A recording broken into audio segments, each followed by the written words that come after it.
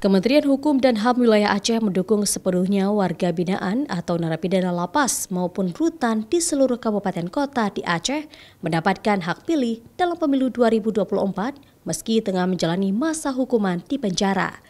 Hal ini dilakukan untuk memenuhi hak pilih masyarakat, terutama di lokasi khusus, sehingga mereka bisa menggunakan hak suara sebagai warga negara Indonesia. Sebanyak 6.785 warga binaan atau narapidana terdata dalam daftar pemilih sementara pemilu 2024.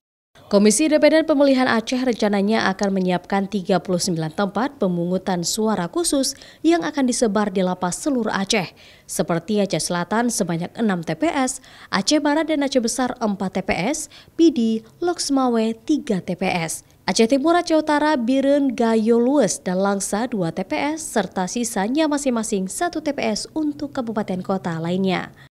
Tersedianya TPS khusus dalam lapas dan rutan ini untuk memastikan warga binaan yang sedang menjalani masa hukuman atau yang menanti vonis tetap bisa menggunakan hak pilih saat pemilu nanti. Untuk hal tersebut sudah kita lakukan koordinasi dengan KIP untuk wilayah Aceh ya, ataupun secara umum KPU ada struktur organisasi pelaksanaan pemilu di wilayahan.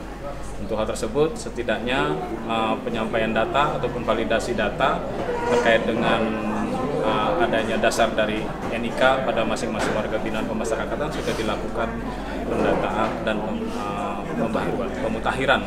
Namun jumlah data ini akan berubah dan bisa ditetapkan sebagai pemilih dalam daftar pemilih tetap pada 20 Juli mendatang. Jika ada warga binaan yang masih belum memiliki data kependudukan, pihak lapas bisa menghubungi Dukcapil untuk pemutakhiran data kembali.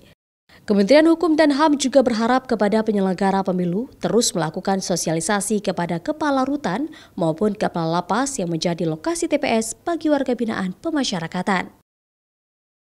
Nova Mistayanti, Kompas TV, Banda Aceh.